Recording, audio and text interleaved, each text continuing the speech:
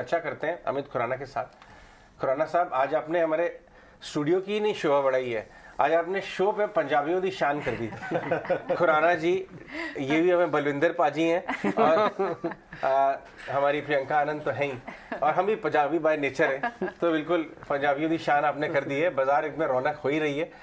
आप mid caps के बहुत बड़े शौकीन हैं पुराने टाइम से, और अब सेंस भी आ रहा है कि मिड कैप्स में जेन्युइन बाइंग शुरू हो गई है। आप जरा राय बताएं। इनफैक्ट एक डेटा मुझे किसी ने बताया कि एफआईएस ने डिम्पी 10 महीने सेलिंग की है, लेकिन एक कैटेगरी है जहां पे उन्होंने माल लिया है और अपनी शेयर होल्डिंग बढ़ाई है, मिड कैप्स ये हाल है। आप अपनी राय दें।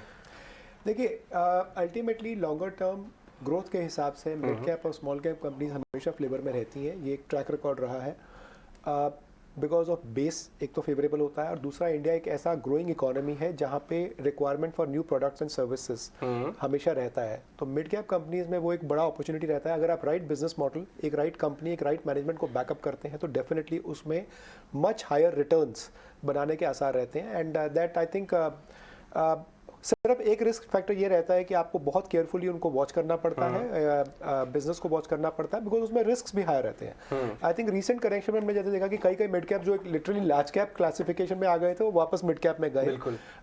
वैल्यूएशन जहाँ करेक्ट करती हैं और जहाँ पे बिजनेस का इनहेरेंट स्ट्रेंथ शो होता है, अल्टीमेटली वहीं पर हम लोग बाइंग देख रहे हैं। सो मेरा view, this is going to be the decade for Indian equities.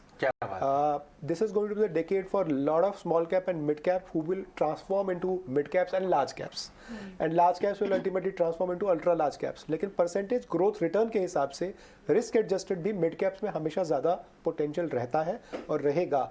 इसलिए इन्वेस्टर्स को हमेशा इस चीज़ का ध्यान रखना चाहिए कि एक पेशेंस रखना पड़ता है और एक कन्विक्शन रखना पड़ता है to make money in these kind of asset classes. Right, absolutely. In fact ये तो बहुत बड़ी और स्ट्रॉन्ग स्टेटमेंट भी है। ऑफ कोर्स अगला एक साल पूरा इंडियन इक्विटीज के, अगले 10 साल पूरे इंडियन इक्विटीज के लिए रहेंगे। अगर कॉर्पोरेट अर्निंग्स की हम बात करें, जिस तरह के नंबर्स आ रहे हैं, आप इसे कैसे एनालाइज करते हैं? क्या कहीं से सरप्राइज हुए हैं? क्योंकि मार्जिन प्रेशर की इतनी बात हो रही थी, लेकिन वॉल्यूम ग्रोथ जिस तरह की कंपनीज दिखा रही हैं, वो वाकई it has positively surprise the street. Yes, I think वो फ्लेवर एक अक्रॉस द बोर्ड मुझे दिखा है। मैं आपको एक एग्रीगेट लेवल पे हम जब डेटा देखते हैं तो लास्ट के 3 क्वार्टर से हमारा अर्निंग्स इंडेक्स ट्रेजेक्ट्री, जो हमारा इन हाउस एक इंडेक्स हम ड्रॉ करते हैं, डार्ट अर्निंग्स इंडेक्स ट्रेजेक्ट्री, उसमें क्लियर एविडेंस था कि मोमेंटम नेगेटिव साइड पे था। ये after 3 quarters of consecutive negative readings, first quarter है जहां पे वो न्यूट्रल हो गया है। अच्छा, that means upgrades to downgrades ratio for our internal dynamics has gone to 0, in the sense कि अपग्रेड्स जितने हैं उतने ही डाउनग्रेड्स हुए। पहले डाउनग्रेड्स की संख्या बहुत ज्यादा थी। तो वो एक क्लासिक बॉटमिंग आउट साइकिल हो रहा है, जो मार्जिन प्रेशर की वजह से, जियोपॉलिटिकल कंसर्न्स की वजह से, इन्फ्लेशन की वजह से, वो सारे की सारा जो नैरेटिव था फर्स्ट हाफ का, वो एक टर्न हो गया है। From a inflation narrative, we are now going towards a recession narrative. In fact, last quarter में 25% से ज़्यादा डाउनग्रेड्स थे। हमारे यहाँ तो और भी ज्यादा था। अगर मैं वो रेशियो देखूं तो that ratio would have been closer to 3 downgrades and 1 upgrade. Now that has become 1:1। And उसमें 2 फैक्टर्स आई थिंक इंपॉर्टेंट रहे हैं। एक, काफी हद तक ये डिस्काउंट हो चुका था कि प्रेशर आएगा, तो मार्केट ने उसको डिस्काउंट भी कर दिया था। और second, I think companies have turn far more efficient in terms of their working capital management, in terms of their managing these downticks. पहले ऐसा होता था कि लेवरेज बहुत ज्यादा हो जाता था इंडियन कॉर्पोरेट सिस्टम में, तो वो एक नेगेटिव होता था, and ultimately we used to go down very very sharply. शायद अब वो एक बिहेवियरल पैटर्न बहुत बड़ा चेंज हुआ कॉर्पोरेट लेवल पे, तो इसीलिए उनका एबिलिटी इस बात को नेविगेट करने के लिए मच बेटर हो चुका है, and that is also showing. हमें जैसे आप कह रहे हैं ना कि अगले पूरा डिकेट इंडियन मार्केट्स के लिए है, मैं मान लीजिए डिकेट नहीं देख रहा, मैं अगर पूरा 1 साल देखना चाहूँ आपसे, लॉन्ग टर्म एक्चुअली 1 साल है। हाँ, तो मेरे लिए लॉन्ग टर्म एक्चुअली 1 साल है। मैं अगर 1 से 1.5 साल 2 साल देखना चाहूँ, तो कौन से आपको थीम, सेक्टर या फिर सेगमेंट ऐसे लग रहे हैं मार्केट के जहाँ पर आपको लग रहा है कि हाँ, यहाँ पे अब धीरे धीरे करके रौनक आ रही है, बढ़त आ सकती है, अच्छा पैसा बन सकता है? देखिए, मैं 2 सेक्टर से बहुत बुलिश हूँ, और मैं काफ़ी 6 से 8 महीने से, जब से मार्केट का टॉप बना है तब भी मैं उन पर बुलिश था, and rather they have out performed. एक है banking space. Indian banking space last के 7-8 साल की अगर हम बात करें, बहुत ही टफ चैलेंजेस उसने फेस किए। इस समय जो इंडियन बैंक्स का स्ट्रेंथ है बैलेंस शीट पे, कैपिटल एडिक्वेसी पे, मैंने शायद ऐसा वो पिछले 16-17 सालों में नहीं देखा।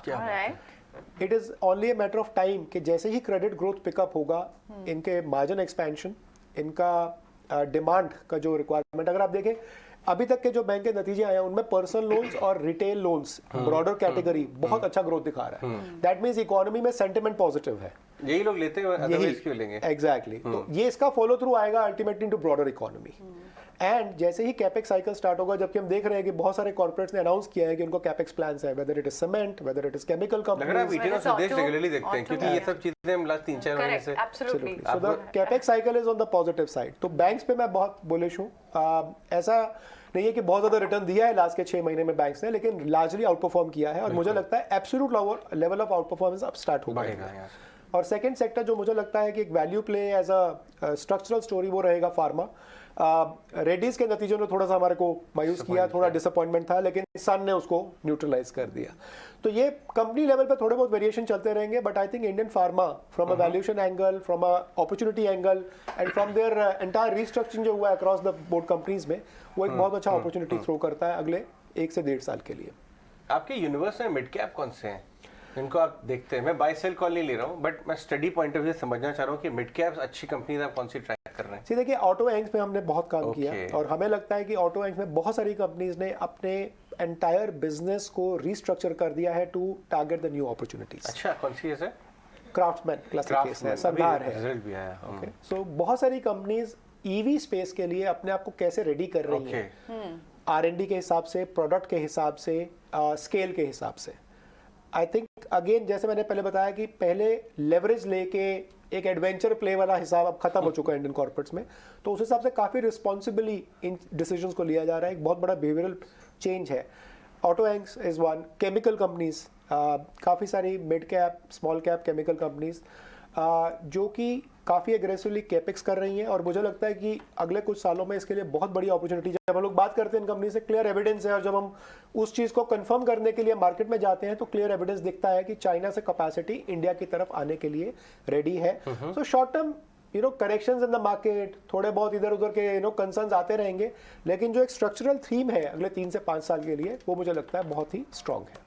ऑलराइट, जैसे आपने ऑटो एंसिलरी की बात की, कैपेक्स थीम एक बड़ी थीम है, तो ये counters like, I know counter specific आप बात नहीं करें, but may be business model या फिर थीम्स चलेंगे नहीं। Swaraj engineering, AI engineering, Varroc engineering, ये सारे स्पेसेस भी अच्छे हैं, they have done pretty well. अगर यहाँ से भी पोजीशन ऐड करनी हो तो पोर्टफोलियो में ऐड होना चाहिए। बिल्कुल, आपको एक बुके बनाना पड़ेगा, बिकॉज ऑटो एंग इतना बड़ा थीम है, क्योंकि वेरियस कंपोनेंट सप्लाई होते हैं, तो आप एक कंपोनेंट नहीं खेल पाएंगे। आपको एक बुके बनाना पड़ेगा, और आपका रिस्क एपेटाइट, आपका टाइम फ्रेम उसमें क्या है, उसके ऊपर डिपेंड करता है। और एक कोइंसिडेंस है कि कल को एक ईवी कॉन्फ्रेंस में गया, जो पॉलिसी और जो कॉर्पोरेट लेवल पे डिस्कशन था, मुझे लगता है कि EV space specially for 2 wheelers एक बहुत बड़ा अपॉर्चुनिटी थ्रो कर रहा है for Indian auto ancs and the OEM manufacturers themselves. तो वो एक अलग थीम हो सकता है जिसे एज एन इन्वेस्टमेंट थीम खेल सकते हैं। ऑलराइट अमित, बहुत शुक्रिया आज हमारे साथ स्टूडियोज में आने के लिए। अमित ने एक बहुत अमेजिंग बात बोली है, वो है केमिकल्स। केमिकल एक बहुत अच्छे समय से गुजरा, उसके बाद साइडवेज चला गया। केमिकल स्पेस का जो सबसे बड़ा कैपिटल गुड कंपनी है वो है GMM फॉडलर। वो भी हमने सुबह आपको बताया था कि रिजल्ट बहुत शानदार रहे हैं। आज क्या हुआ, उसके अंदर स्टॉक को देखिए, 20% ऊपर है GMM फॉडलर ऑलमोस्ट। और उन्होंने ये बात बोली है ET नाउ पे कि हम अपने 2024 के टारगेट को, रेवेन्यू टारगेट को बहुत समय से पहले बीट कर लेंगे। उसका क्या मतलब है कि केमिकल स्पेस में बहुत हाई डिमांड आ रही है, क्योंकि जो ब्रॉयलर बनते हैं किसी भी केमिकल में, किसी प्लांट में ब्रॉयलर होता है, वो GMM फॉडलर करता है। ऑलमोस्ट मोनोपोली है इनकी उन केमिकल ब्रॉयलर्स में।